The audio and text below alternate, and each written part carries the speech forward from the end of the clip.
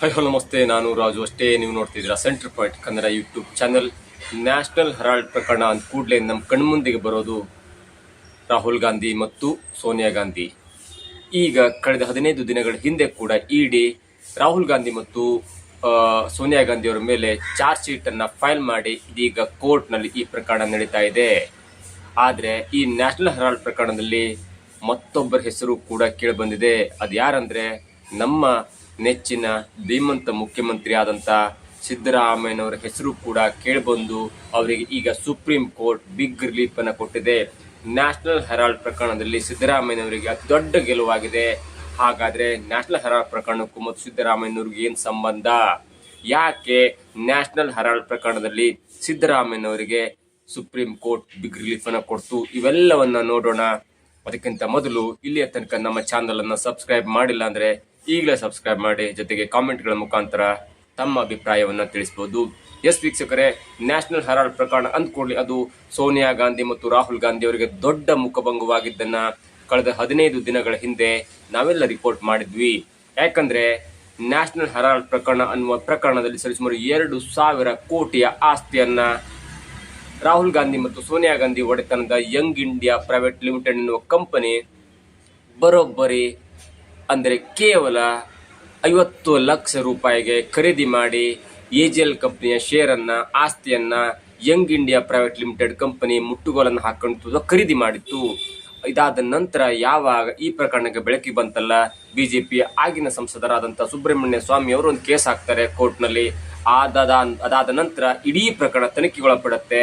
ಒಂದು ಮಾಹಿತಿಯ ಪ್ರಕಾರ ಯಾವಾಗ ಇಡಿ ಎಂಟ್ರಿ ಆಗುತ್ತಲ್ಲ, ಇಡಿ ಹೇಳುತ್ತೆ ಸರಿಸುಮಾರು 1,000 ಕೋಟಿಯಷ್ಟು ಅಕ್ರಮ ಹಣ ಇಲ್ಲಿ ವರ್ಗಾವಣೆಯಾಗಿದೆ. ಅಂದ್ರೆ ಎಜಿಎಲ್ ಕಂಪನಿಯಿಂದ ಯಂಗ್ ಇಂಡಿಯಾ ಪ್ರೈವೇಟ್ ಲಿಮಿಟೆಡ್ಗೆ ಸರಿಸುಮಾರು 1,000 ಕೋಟಿಯಷ್ಟು ಅಕ್ರಮವಾಗಿ ಹಣ ವರ್ಗಾವಣೆಯಾಗಿದೆ ಎನ್ನುವ ರಿಪೋರ್ಟ್ ಅನ್ನ ಕೊಟ್ಟು ಕಳೆದ 15 ದಿನಗಳ ಹಿಂದೆ ಎಜಿಎಲ್ ಕಂಪನಿಯ ಸರಿಸುಮಾರು 691 ಕೋಟಿ ಆಸ್ತಿಯನ್ನ ಮುಟ್ಟುಗೋಲು ಹಾಕೊಂಡು ಇಡಿ ವಶಪಡಿಸಿಕೊಂಡಿತ್ತು. ಇದಾದ ನಂತರ ಸೋನಿಯಾ ಗಾಂಧಿ ಮತ್ತು ರಾಹುಲ್ ಗಾಂಧಿಗೆ ದೊಡ್ಡ ಮುಖಭಂಗವಾಗಿತ್ತು. ಯಾಕಂದ್ರೆ ಯಂಗ್ ಇಂಡಿಯಾ ಪ್ರೈವೇಟ್ ಲಿಮಿಟೆಡ್ ನ ಸರಿಸುಮಾರು 72% ಅಷ್ಟು ಶೇರ್ ಅನ್ನ ಈ ಇಬ್ಬರು ಅಂದ್ರೆ ತಲಾ 36% ಶೇರ್ ಅನ್ನ ಸೋನಿಯಾ ಗಾಂಧಿ ಮತ್ತು ರಾಹುಲ್ ಗಾಂಧಿ ಹೊಂದಿದ್ರು.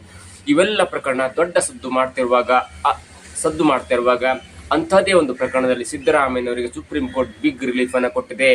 ಆದ್ರೆ ಸಿದ್ದರಾಮಯ್ಯನವರಿಗೆ ಮತ್ತು ನ್ಯಾಷನಲ್ ಹೆರಾಲ್ಡ್ ಪ್ರಕರಣಕ್ಕೂ ಯಾವುದೇ ನೇರವಾದ ಸಂಬಂಧ ಇಲ್ಲ. ಆದ್ರೆ ಸಂಬಂಧ ಇರುವುದು ಎಲ್ಲಂದ್ರೆ ಯಾವಾಗ 2002ರಲ್ಲಿ ಅಂದ್ರೆ ಕಳೆದ 3 ವರ್ಷದ ಹಿಂದೆ ಇಡಿ ಸೋನಿಯಾ ಗಾಂಧಿ ಮತ್ತು ರಾಹುಲ್ ಗಾಂಧಿ ಅವರಿಗೆ ನೋಟಿಸ್ ಕೊಟ್ಟು ರಾಹುಲ್ ಗಾಂಧಿ ಅವರು ನೀವು ವಿಚಾರಣೆಗೆ ಅಟೆಂಡ್ ಆಗ್ಲೇಬೇಕೆನ್ನುವ ಒಂದು ನೋಟಿಸ್ ಅನ್ನು ಕೊಟ್ಟಾಗ ಅದಕ್ಕೆ ಪ್ರತಿರೋಧವಾಗಿ ಪ್ರತಿಭಟನೆ ಮಾಡಲಿಕ್ಕಾಗಿ ಇದು ರಾಜತಾಂತ್ರಿಕವಾಗಿ ರಾಜಕೀಯವಾಗಿ ರಾಹುಲ್ ಗಾಂಧಿಯನ್ನು ಮುಗಿಸ್ಲಿಕ್ಕೆ ಹೊರಟಿದ್ದಾರೆ.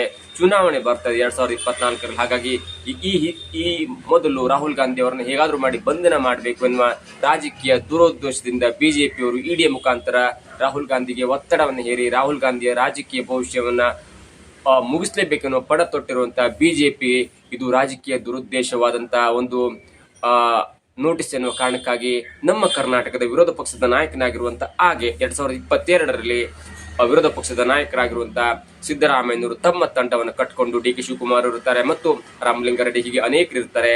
ಇವರೆಲ್ಲರ ತಂಡವನ್ನು ಕಟ್ಟಿಕೊಂಡು ಬೆಂಗಳೂರಿನಲ್ಲಿ ಒಂದು ಪ್ರತಿಭಟನೆಯನ್ನು ಮಾಡ್ತಾರೆ. ಅದೇನಂದ್ರೆ ರಾಹುಲ್ ಗಾಂಧಿಗೆ ಇಡಿ ನೋಟಿಸ್ ಕೊಟ್ಟಿದ್ದನ್ನು ವಿರೋಧಿಸಿ ಬೆಂಗಳೂರಿನಲ್ಲಿ ಬೃಹತ್ತಾದ ಪ್ರತಿಭಟನೆಯನ್ನು ಮಾಡ್ತಾರೆ. ಆದರೆ ಆ ಟೈಮಲ್ಲಿ ಕೋವಿಡ್-19 ಪೆಂಡೆಮಿಕ್ ಇರುತ್ತೆ. ಸ್ವಲ್ಪ ರೂಲ್ಸ್ ಅಂಡ್ ರೆಗ್ಯುಲೇಷನ್ ಸ್ಟ್ರಿಕ್ಟ್ ಆಗಿರುತ್ತೆ. ಯಾವ್ಯಾವ ಜಾಗದಲ್ಲಿ ಜನ ಸೇರಬಾರ್ದು ಎಲ್ಲವೂ ಕೂಡ ರೂಲ್ಸ್ ಇರುತ್ತೆ. ಆದರೆ ಅಂದ್ರೆ ಪ್ರೋಟೋಕಾಲ್ ಇರುತ್ತೆ, ಕೋವಿಡ್ ಪ್ರೋಟೋಕಾಲ್ ಇರುತ್ತೆ. ಆದರೆ ಅದು ಯಾವುದಕ್ಕೂ ಕೂಡ ಲೆಕ್ಕಕ್ಕೆ ತೆಗೆದುಕೊಳ್ಳುವಂತಹ ಸಿದ್ದರಾಮಯ್ಯನವರು ಪ್ರತಿಭಟನೆಯನ್ನು ಮಾಡ್ತಾರೆ. ಆ ಪ್ರತಿಭಟನೆ ಮಾಡುವಾಗ ನಮ್ಮ ಕರ್ನಾಟಕದಲ್ಲಿ ಬಿಜೆಪಿ ಗೌರ್ಮೆಂಟ್ ಇರುತ್ತೆ, ಜೊತೆಗೆ ಬೊಮ್ಮಾಯಿ ಅವರು ಮುಖ್ಯಮಂತ್ರಿ ಆಗಿರ್ತಾರೆ. ಹಾಗಾಗಿ ಸಹಜವಾಗಿ ಯಾರಾದ್ರೂ ಸರ್ಕಾರದ ವಿರುದ್ಧವಾಗಿ ಪ್ರತಿಭಟನೆಯನ್ನು ಮಾಡಿದ್ರೆ ಪೊಲೀಸರು ಪ್ರತಿಭಟನೆಯ ವಿರುದ್ಧವಾಗಿ ಪ್ರತಿಭಟನೆ ಮಾಡಿದವರ ವಿರುದ್ಧವಾಗಿ ಒಂದು ಪೊಲೀಸ್ ಪ್ರಕರಣವನ್ನು ದಾಖಲಿಸ್ತಾರೆ, ಸುಮೋಟೋ ಪ್ರಕರಣವನ್ನು ದಾಖಲಿಸ್ತಾರೆ. ಶಿವಾಜಿನಗರ ಪೊಲೀಸ್ ಸ್ಟೇಷನ್ ಅಂದ್ರೆ ವಿಲ್ಸನ್ ಗಾರ್ಡನ್ ಪೊಲೀಸ್ ಠಾಣೆಯಲ್ಲಿ ಒಂದು ಪ್ರಕರಣವನ್ನು ದಾಖಲಿಸ್ತಾರೆ. ಆದ್ರೆ ಆ ಪ್ರಕರಣ ಕೂಡ ವಿಚಾರಣೆ ಆಗ್ತಾನೆ ಇರುತ್ತೆ. ಆ ಪ್ರಕರಣವನ್ನ ರದ್ದು ಕೋರಿ ಸಿದ್ದರಾಮಯ್ಯನವರ ಪರ ವಕೀಲರು ಸುಪ್ರೀಂ ಕೋರ್ಟ್ನ ಮೊರೆ ಹೋಗ್ತಾರೆ. ಸುಪ್ರೀಂ ಕೋರ್ಟ್ನ ಮೊರೆ ಹೋದ ನಂತರ ಇದೀಗ ಹೈಕೋರ್ಟ್ ನೀಡಿದಂತ ಒಂದು ತೀರ್ಪಿದೆಯಲ್ಲ, ಹೈಕೋರ್ಟ್ ನೀಡಿದ ತೀರ್ಪನ್ನ ತಡೆಯಾಜ್ಞೆಯನ್ನು ಕೊಟ್ಟು, ಅಂದ್ರೆ ಈ ಕೇಸ್ಗೆ ತಡೆಯಾಜ್ಞೆಯನ್ನು ಕೊಟ್ಟು ಸುಪ್ರೀಂ ಕೋರ್ಟ್ ಸಿದ್ದರಾಮಯ್ಯನವರಿಗೆ ನ್ಯಾಷನಲ್ ಹೆರಾಲ್ಡ್ ಪ್ರಕರಣದಲ್ಲಿ ಒಂದು ದೊಡ್ಡ ರಿಲೀಫ್ ಅನ್ನ ಕೊಟ್ಟಿದೆ. ನೋಡಿ, ಏನಾಗುತ್ತೆ ಅಂದ್ರೆ ಸರ್ಕಾರದವರು ಆಡಳಿತವನ್ನು ಮಾಡ್ತಾರೆ, ವಿರೋಧ ಪಕ್ಷ ಪ್ರತಿಭಟನೆಯನ್ನು ಮಾಡ್ತಾರೆ.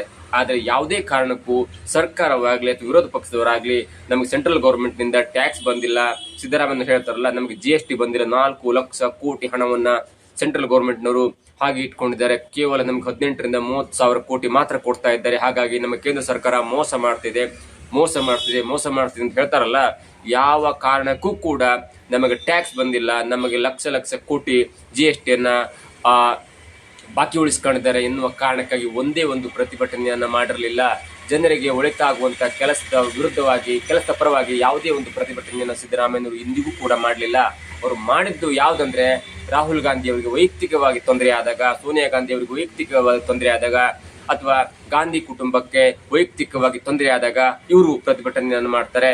2012ರಲ್ಲಿ ಬೆಂಗಳೂರಿನಿಂದ ಬಳ್ಳಾರಿ ಪಾದಯಾತ್ರೆ ಮಾಡಿದ್ದನ್ನು ಬಿಟ್ರೆ ಸಿದ್ದರಾಮಯ್ಯನವರು ಚಿಕ್ಕ ಪುಟ್ಟ ಗಾಂಧಿ ಪ್ರತಿಮೆ ಬಳಿ ಕುತ್ಕೊಳ್ತಾರೆ, ಗಾಂಧಿ ಪ್ರತಿಮೆ ಬಳಿ ಒಂದು ಸ್ಟ್ರೈಕ್ ಅನ್ನು ಮಾಡ್ತಾರೆ ಬಿಟ್ಟು ಯಾವುದೇ ಕಾರಣಕ್ಕೂ ಕೇಂದ್ರ ಸರ್ಕಾರ ನಮಗೆ GST ಹಣವನ್ನು ಕೊಡ್ಲಿಲ್ಲ ಎನ್ನುವ ಹೇಳಿಕೆಯನ್ನ ಕೊಡ್ತಾರೆ ಹೊರತು ಯಾವುದೇ ಕಾರಣಕ್ಕೂ ಕೂಡ ಸಿದ್ದರಾಮಯ್ಯನವರು ಕೇಂದ್ರ ಸರ್ಕಾರ GST ಹಣವನ್ನು ಕೊಟ್ಟಿಲ್ಲ ಎನ್ನುವ ಕಾರಣಕ್ಕಾಗಿ ದಿನಪೂರ್ತಿ ಸ್ಟ್ರೈಕ್ ಮಾಡೋದಾಗ್ಲಿ, ದಿನಪೂರ್ತಿ ಪ್ರತಿಭಟನೆ ಮಾಡೋದಾಗ್ಲಿ ಮಾಡಲಿಲ್ಲ.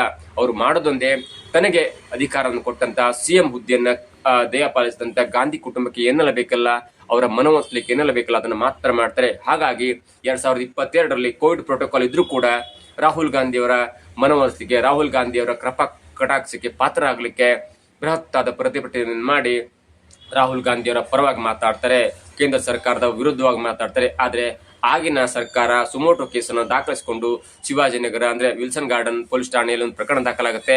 ಅದಕ್ಕೆ ತಡೆ ಕೋರಿ ಸಿದ್ದರಾಮಯ್ಯನವರ ಪರ ವಕೀಲರು ಸುಪ್ರೀಂ ಕೋರ್ಟ್ ಮೊರೆ ಹೋಗ್ತಾರೆ. ಸುಪ್ರೀಂ ಕೋರ್ಟ್ ನಲ್ಲಿ ನಿನ್ನೆ ಅದು ವಿಚಾರಣೆ ಬರುತ್ತೆ. ಜಡ್ಜ್ ಮುಂದೆ ವಿಚಾರಣೆ ಬಂದಾಗ ಸುಪ್ರೀಂ ಕೋರ್ಟ್ ಕೂಡ ವಿಚಾರಣೆ ನಡೆಸಿ ಒಂದು ತಡೆಯಾಜ್ಞೆಯನ್ನು ಕೊಟ್ಟು, ಅಂದ್ರೆ ಈ ಪ್ರಕರಣವನ್ನು ಇಲ್ಲಿಗೆ ನಿಲ್ಲಿಸಬೇಕು ಎನ್ನುವ ಒಂದು ತೀರ್ಪನ್ನು ಕೊಟ್ಟು, ತಡೆಯಾಜ್ಞೆಯನ್ನು ಕೊಟ್ಟು ಇದೀಗ ಸಿದ್ದರಾಮಯ್ಯನವರಿಗೆ ನ್ಯಾಷನಲ್ ಹೆರಾಲ್ಡ್ ಪ್ರಕರಣದಲ್ಲಿ ಒಂದು ಬಿಗ್ ರಿಲೀಫ್ ಅನ್ನು ಕೊಟ್ಟಿದೆ. ಏನೇ ಆಗ್ಲಿ ಸಿದ್ದರಾಮಯ್ಯನವರಿಗೆ ಕೋರ್ಟು ಅಥವಾ ದೊಡ್ಡ ಪೋಸ್ಟ್ ನಲ್ಲಿದ್ದವರಿಗೆ, ಮುಖ್ಯಮಂತ್ರಿ ಆಗಿರ್ಬೋದು ಅಥವಾ ಉಪಮುಖ್ಯಮಂತ್ರಿ ಆಗಿರ್ಬೋದು ಅಥವಾ ಸರ್ಕಾರದ ದೊಡ್ಡ ಹುದ್ದೆಯಲ್ಲಿದ್ದವರಿಗೆ ಈ ಕೋರ್ಟು ಚಿಕ್ಕ ಕೇಸು ಹೊಸ್ತಲ್ಲ. ಆದ್ರೆ ಯಾವ ಕಾರಣಕ್ಕಾಗಿ ನಾವು ಪ್ರತಿಭಟನೆಯನ್ನು ಮಾಡ್ತೇವೆ, ಯಾವ ಕಾರಣಕ್ಕಾಗಿ ನಮಗೆ ಸರ್ಕಾರ ಪೊಲೀಸ್ ಕೇಸನ್ನು ಹಾಕ್ತು, ಎಲ್ಲದೂ ಕೂಡ ದೊಡ್ಡ ವಿಷಯವಾಗುತ್ತೆ. ಯಾವ್ದಾದ್ರೂ ಕಾರಣಕ್ಕಾಗಿ GST ಕೊಟ್ಟಿಲ್ಲ, ನಮಗೆ 4 ಲಕ್ಷ GST ಹಣ ಬರಬೇಕು ಅನ್ನೋ ಕಾರಣಕ್ಕಾಗಿ ನೀವು ಏನಾದ್ರೂ ಪ್ರತಿಭಟನೆ ಮಾಡಿ ನಿಮ್ಮ ವಿರುದ್ಧ ಪೊಲೀಸರು ಪ್ರಕರಣ ದಾಖಲಿಸಿಕೊಂಡಿದ್ರೆ ಅದಕ್ಕೊಂದು ದೊಡ್ಡ ಮರ್ಯಾದೆ ಇರ್ತಿತ್ತು.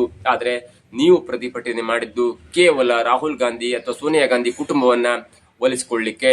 ನಮಗೆ CM ಗಾದಿಯನ್ನ ಕೊಟ್ಟಂತ ರಾಹುಲ್ ಗಾಂಧಿ ಮತ್ತು ಸೋನಿಯಾ ಗಾಂಧಿ ಅವರ ಪರವಾಗಿ ಕೆಲಸ ಮಾಡಲಿಕ್ಕೆ ನೀವು ದೇಶದ ಹಿತಾಸಕ್ತಿಯನ್ನೇ ಬಿಟ್ಟು ಕೇವಲ ಕುಟುಂಬ ವ್ಯವಸ್ಥೆಗೆ ಜೋತು ಬಿದ್ದು ನೀವು ರಾಹುಲ್ ಗಾಂಧಿ ಮತ್ತು ಸೋನಿಯಾ ಗಾಂಧಿ ಅವರ ಪರವಾಗಿ ಪ್ರತಿಭಟನೆ ಮಾಡಿ ಇದೀಗ ಒಂದು ರಿಲೀಫ್ ಅನ್ನ ಪಡ್ಕೊಂಡ್ರು ಕೂಡ ನಿಮ್ಮ ವ್ಯಕ್ತಿತ್ವಕ್ಕೆ, ಅಂದ್ರೆ ಸಿದ್ದರಾಮಯ್ಯನವರಂತ ಒಬ್ಬ ಸ್ವಚಾರಿತ್ರ್ಯ ಉಳ್ಳಂತ ವ್ಯಕ್ತಿತ್ವಕ್ಕೆ ಇದು ಘನತೆ ಉಳ್ಳದ್ದಲ್ಲ. ನಿಮ್ಗೆ ಏನಾದ್ರೂ ದೊಡ್ಡ ಗೌರವವನ್ನ ಕಾಪಾಡ್ಕೊಳ್ಬೇಕು ಎಂದಿದ್ರೆ ಈಗಲಿಂದಲೇ ನೀವು ಸರ್ಕಾರದ ವಿರುದ್ಧವಾಗಿ ಪ್ರತಿಭಟನೆ ಮಾಡಬೇಕು. GST ಬಂದಿಲ್ಲ, 4 ಲಕ್ಷ ಕೋಟಿ ನಮಗೆ GST ಬಂದಿಲ್ಲ ಎನ್ನುವ ಲೆಕ್ಕಾಚಾರವನ್ನು ಕೊಡುವಂತ ನೀವು, ಆರ್ಥಿಕ ತಜ್ಞರಂತ ನೀವು ಈಗಲಾದ್ರೂ ಕೂಡ ವಿಧಾನಸೌಧದ ಮುಂದೆ ಅಥವಾ ಬೇರೆ ಸ್ಥಳವನ್ನು ನಿಗದಿ ಮಾಡಿ ಸರ್ಕಾರ ವಿರುದ್ಧ ಪ್ರತಿಭಟನೆ ಮಾಡಬೇಕೇ ಹೊರತು ಕೇವಲ ವೈಯಕ್ತಿಕ ಹಿತಾಸಕ್ತಿಗೋಸ್ಕರ, ವೈಯಕ್ತಿಕ ಕುಟುಂಬ ರಾಜಕಾರಣಕ್ಕೋಸ್ಕರ ಗಾಂಧಿ ಕುಟುಂಬದ ಬೆನ್ನಿಗೆ ಬಿದ್ದುದು ಎಷ್ಟು ಸಮಂಜಸ ಎನ್ನುವುದು ಇದೀಗ ಪ್ರಶ್ನಾರ್ಥಕ ಚಿಹ್ನೆಯಾಗಿದೆ. ಇದಾಗುತ್ತೆ ಇವತ್ತಿನ ವಿಶೇಷ. ನೋಡ್ತಾ ಇರಿ centre Point Kannada YouTube channel.